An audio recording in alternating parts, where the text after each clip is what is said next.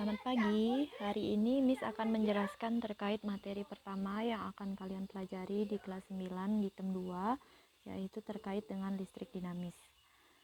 Jadi yang pertama konsep listrik dinamis. Jadi arus listrik mengalir dari potensial tinggi ke potensial rendah.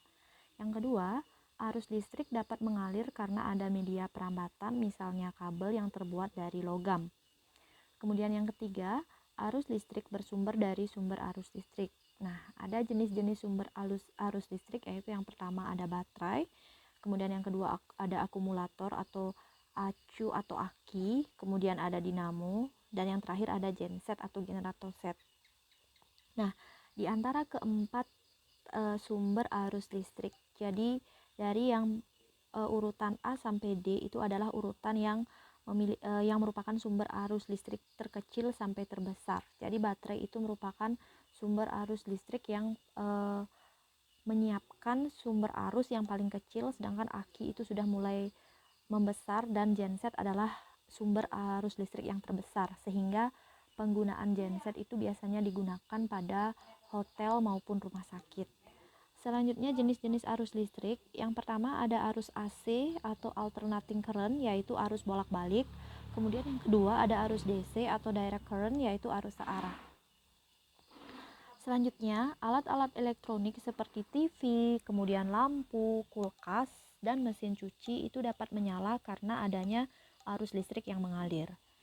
Semakin besar arus yang mengalir menyebabkan nyala lampu semakin terang. Media perambatan arus listrik juga dapat berupa benda alami atau buatan yang mengandung elektrolit atau cairan yang mengandung ion. Komponen-komponen dalam listrik dinamis, yang pertama kalian harus mengenal yang namanya saklar. Jadi saklar itu adalah alat untuk memutus dan menyambungkan arus listrik. Jadi biasanya kalian ketika menghidupkan lampu atau menyalakan lampu, kalian akan memencet saklar. Nah, itulah yang dimaksud dengan saklar yang biasanya menempel di tembok. Nah, kemudian yang kedua ada stop kontak. Stop kontak itu adalah alat untuk menghubungkan sumber arus AC dengan alat elektronik. Jadi, stop kontak ini tidak boleh sembarangan dipegang karena bisa membuat kesetrum. Nah, kemudian yang ketiga ada fitting atau rumah lampu. Jadi, untuk menghubungkan lampu dengan sumber arus listrik.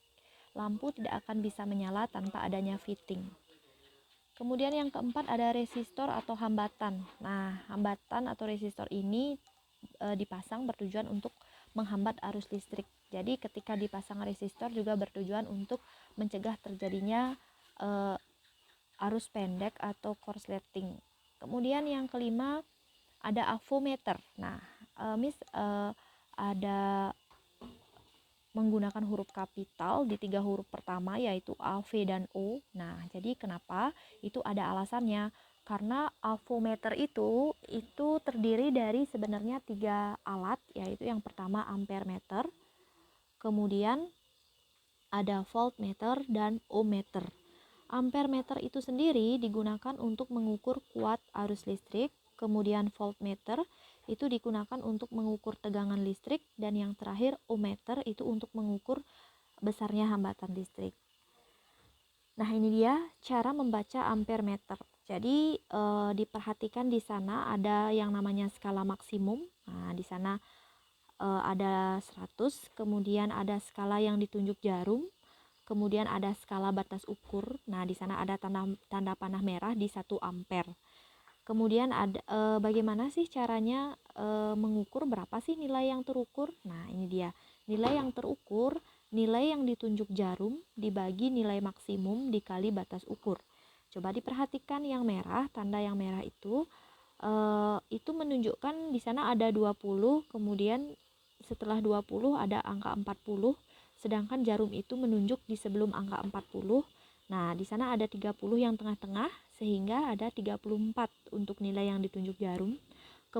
Kemudian maksimalnya itu ada 100, jadi 34/100. Kemudian batas ukurnya, skala batas ukurnya itu 1 ampere. 34/100 dikali 1, hasilnya 0,34 ampere.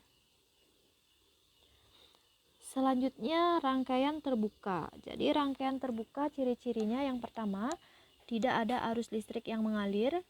Kemudian yang kedua, saklar terbuka atau memutus salah satu sambungan kabel. Nah, dapat dilihat pada gambar.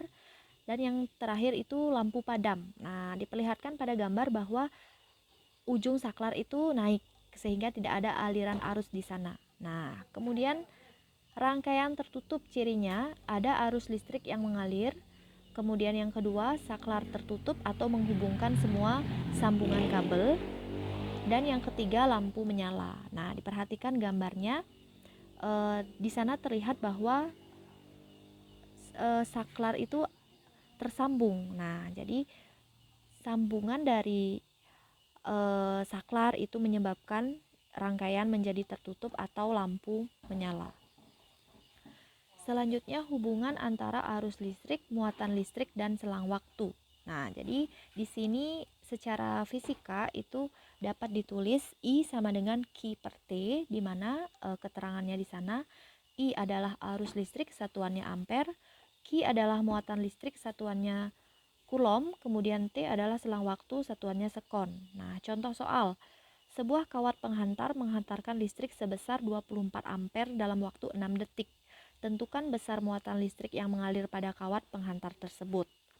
Diketahui I sama dengan 24 ampere, kemudian T sama dengan 6 sekon. Nah, yang ditanya Q. Nah, berdasarkan keterangan, kalian bisa langsung memasukkan ke dalam rumus yang sudah dituliskan di sana. I sama dengan Q per T, karena yang diketahui adalah I, kita ganti I-nya. 24 sama dengan Q per 6.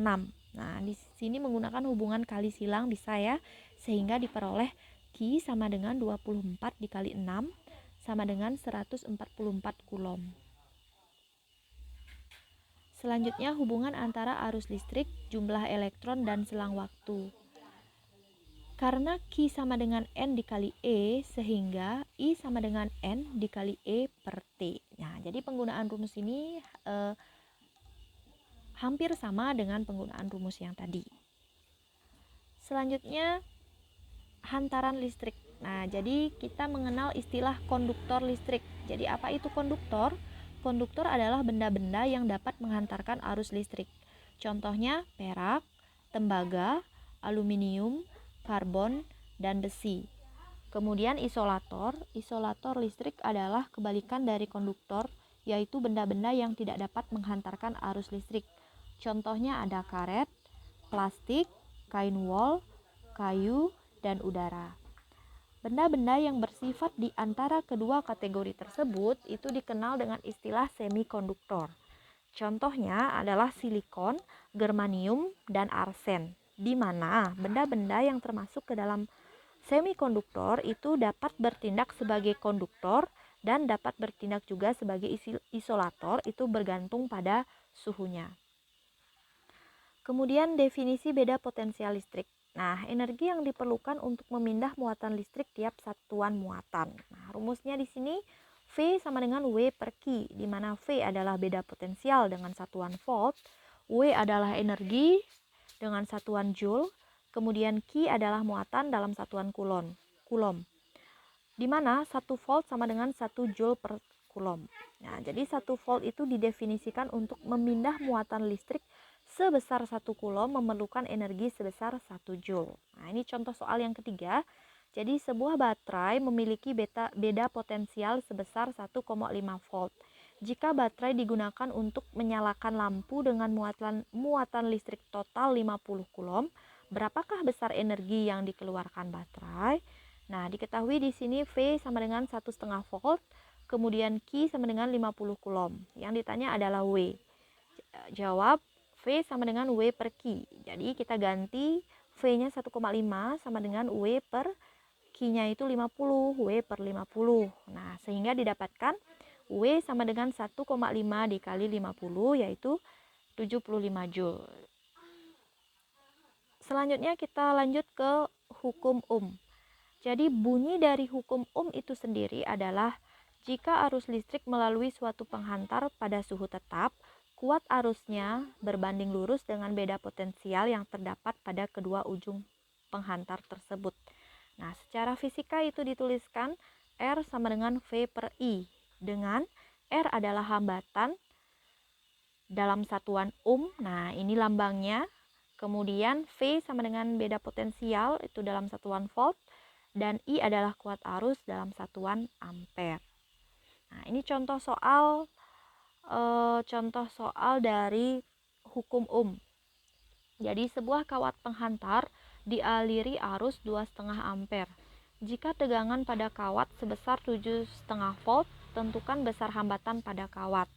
Diketahui arus yaitu I sama dengan 2,5 ampere, kemudian tegangan atau V sama dengan 7,5 volt. Yang ditanya adalah hambatan atau R. Jadi jawab R sama dengan V per I. Sehingga kita masukkan langsung R sama dengan 7,5 per 2,5. Sehingga didapatkan R-nya adalah sebesar 3 ohm. Kemudian kita lanjut ke hukum Kirchhoff. Nah, jadi kalau secara bahasa Inggris itu dibaca Kirchhoff ya. Hukum 1 Kirchhoff menjelaskan bahwa jumlah kuat arus yang masuk dan keluar dari suatu percabangan adalah sama. Nah, jadi berdasarkan gambar, di sana cara mengetahui arus masuk dan keluar adalah melihat tanda panah. Nah, di sana ada titik. Apabila ada garis yang menuju titik itu disebut arusnya masuk. Kemudian apabila ada garis yang meninggalkan titik yang tanda panahnya mengarah meninggalkan titik itu disebut arus keluar. Nah, jadi rumusnya sigma I masuk sama dengan sigma I keluar. Di sini Miss mengingatkan kembali bahwa tanda sigma itu berarti jumlah. Sehingga jumlah arus masuk sama dengan jumlah arus keluar. Nah, kita perhatikan pada gambar, arus yang masuk itu ada I1, kemudian ada I2, kemudian ada I4. Nah, itu sesuai dengan arah tanda panahnya menuju ke titik. Makanya disebut sebagai arus masuk.